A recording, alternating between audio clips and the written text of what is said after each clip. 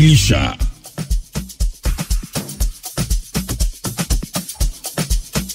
Ndio hivyo. Haya, kupitia 0683 haya. Kupitia 0683802966 endelea naye kutumia ujumbe mfupi. Pitia pia pale YouTube tunapatikana live unaweza kaenda pale ukaandika maoni yako pia. Tunayaona vizuri sana ndugu zangu. Tunaonana hapo. Tuwezi kuongea kwa hapo lakini tunaonana hapo na tunaongea na wewe kupitia hapa. Ananukuliwa maeneo mbalimbali Daktari Tulia akitaja kwamba amegeuka kuwa Mbogo alipoulizwa nani kakuruhusu kwenda Urusi? Walimuuliza. Kwenye ile video umeona alivyogeuka ile ndio kugeuka kwa Mbogo. Alafu unajua unafuka kwa Kiingereza. Paka unaelewa, watu wanaelewa eti. Unaweza nimegundua Kiingereza cha kufuka kinaeleweka kirahisi. Yaani kufuka watu wanaelewa, watu wanaelewa Mungu sana yani daktari si tunawakilishwa bwana. Mimi pale ningepata hasira tu. Ningesema okay.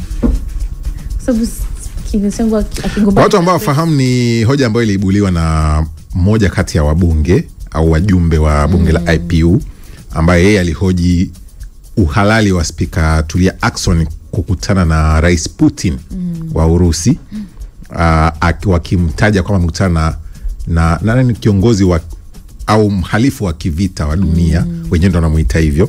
Wakimuuliza imekuaje Spika Tulia kaenda kuiwakilisha IPU kwenye ziara hiyo. Na Spika wakati anajibu alijibu maelezo marefu yenye sehemu pia ya kuwafokea kwa sababu inaonekana kwamba hata ukifuatilia maelezo ya Spika unagundua hawajaanza kumwambia jana. Ameshaambiwa huko sana mwana jana ngoja niwajibu wote mliokuwa mnazungumza. Hiyo ni ngoja niwachanganye wote niwajibie hapa moja kwa moja ili tusirudie tena kuhoji hayo. Kumbe alikuwa na mialiko yote miwili. Hata wa Ukraine alikuwa nao vile vile. Okay. Basi ngoja sasa tusikize mambo yalivyokuwa. Itakuwa kwa lugha ya Kiingereza na uzuri tunasomea hapa. Tafafanua. Hiyo mambo yatakuwa tu mazuri, sijali kuhusu hiyo. Huyu hapa. Yes, Lithuania, member of delegation Semeshka. Madam President, I would like to ask you about your last trip to Russia. What did you feel when shaking hands with the war criminal Putin from the terrorist regime in Russia?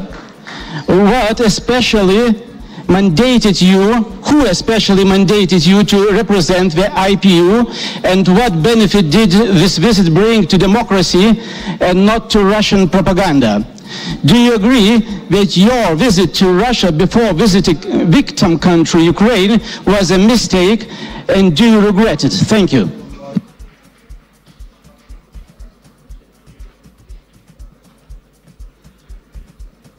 I'll now give the opportunity to Ukraine. You have 2 minutes. Finally. Madam President, I will try to be as short as possible because I value our time and time of all our colleagues. You reported that you met with Putin. I want all of us to know that it happened just a few days after Russian missile destroyed the famous children's hospital Ohmedit in Kiev. Just a few days. And because of that, I have a few simple questions to Madam President. Really questions. And I and many of my colleagues, not only from 12 plus, but all around this assembly, also want to get the answers. First question, when the members of Governing Council will receive the full protocol of your meeting with Putin? Second question, did you discuss with him the IPU resolutions about Russian aggression to Ukraine? Third question, did you raise during this meeting the topic of kidnapped Ukrainian children? And last but not least, why you, Madam President, not answering the written requests from delegations to you, but even not only from delegations, but also from the geopolitical groups. I mean, written requests about information. We already sent them and we didn't receive any answer.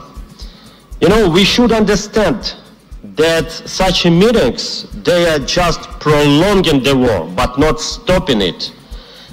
And because of that, such meetings, they continue suffering of the people, not only in Ukraine, but in particular, for example, in African countries, when people become really suffer because of the food crisis caused by Russian unprovoked aggression to Ukraine.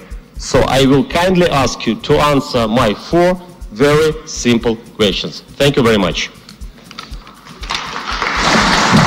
Thank you very much. And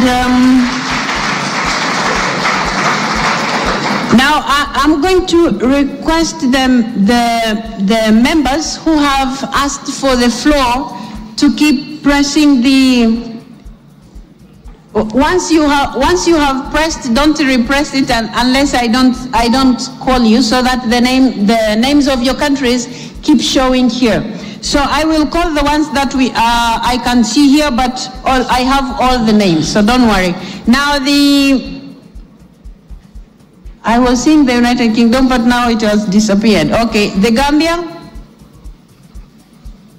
Sorry, go ahead please. Iraq. Haya, umeona hapo hao ni wabunge wakijaribu kumhoji kwamba kwa nini ametembelea Urusi kabla ya taifa linalokandamizwa kwa mujibu wao la Ukraine.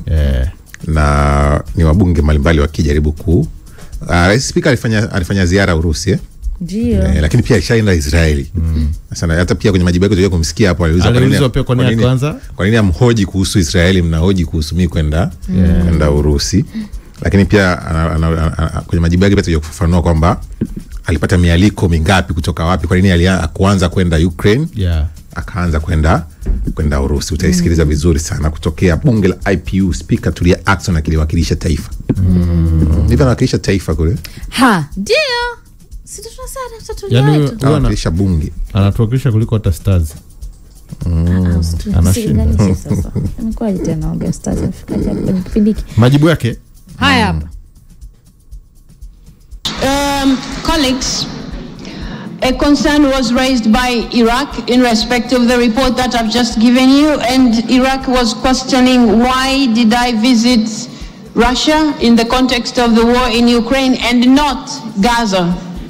I would like to inform my colleague that you might note that in November last year, I visited Palestine and I visited Israel and I met the leaders.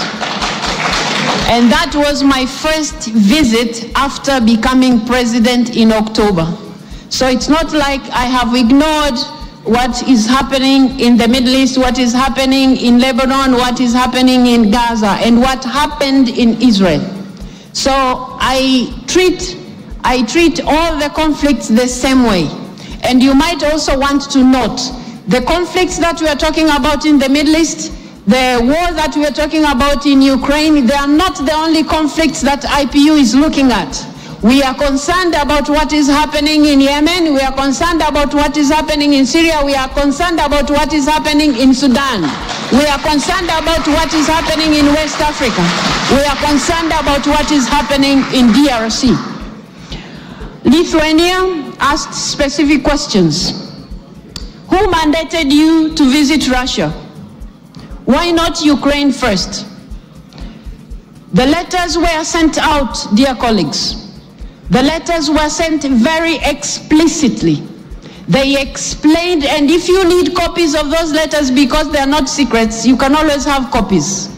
Letters were sent to our counterparts in Ukraine. Letters were sent to our counterparts in Russia. My visit was to begin with Ukraine. Ukraine responded the dates that we were ready to visit them. Mr. Zelensky and Mr. Speaker would be in New York for the NATO meeting. Would I have stopped them? No. It would be wise. In any case, I don't have such powers. Now, because the meeting of BRICS was taking place, would I stop going to Russia because Ukraine is not ready to receive me because of time? No. Why? Because IPU stands for dialogue. IPU is talking about parliamentary diplomacy. And it is in that context that I did all that I did. And I thought I would be given a little credit for all the efforts that I've done. Not to be crucified for things that I have not. You're asking here who mandated me?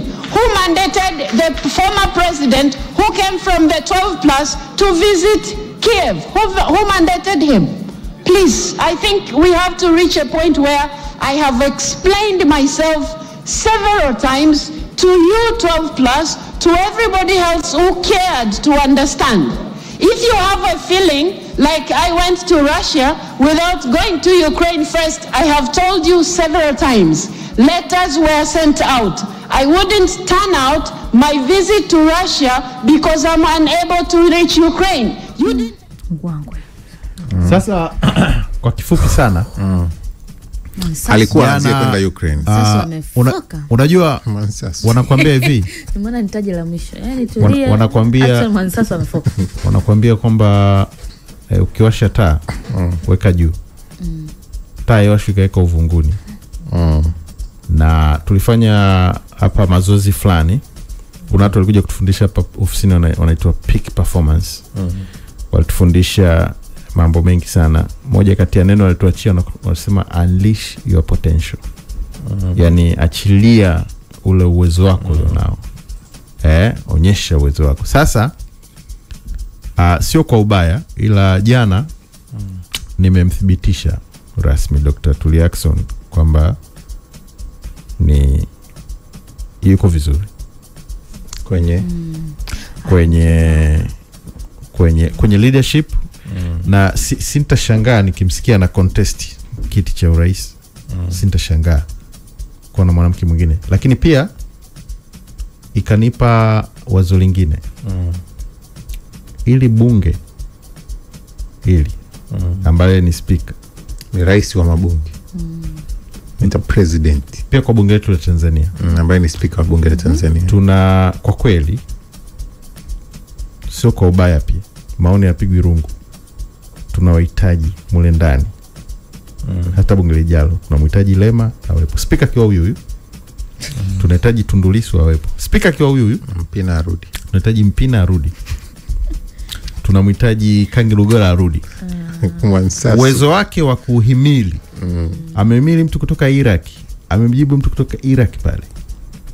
Mimi nimeona ana uwezo mkubwa sana. Kwa hiyo nadhani kama kulikuwa na watu wanahofia kwamba walikuwa wanaona tuna speaker mpeche wamemuona Tulia. Speaker yupo. Sasa kuna wabunge tunahitaji. Pale ni mabunge. Tunamhitaji Bwege. Yaani mabunge ya dunia. Hapa duniani. Unauliza swali na bunge la Iraq. Bunge la Tanzania. Tunamhitaji swali na bunge la Iraq. Inamuuliza swali. Lakini wakati tunamsikiliza hapa kuna kitu kikubwa pia nimekiona kwa Dr. Tulia. Ni kweli anaiwakilisha Tanzania, ni kweli ameonesha umadhubuti wake. Pengine pale tu angeamua kwa maradhi tu bila kutoa ufafanuzi. Ametoa ufafanuzi yani sura yake imeonesha mimi ni rais wa mabunge. Jana alikuwa anaongea kuanzia kwenye nywele. Rais wa mabunge ameongea. Yani jana unajua wale wataalamu watakwambia. Alivyokuwa amekaa pale ile ki passport size, nywele zake zilikuwa zinatoa ufafanuzi.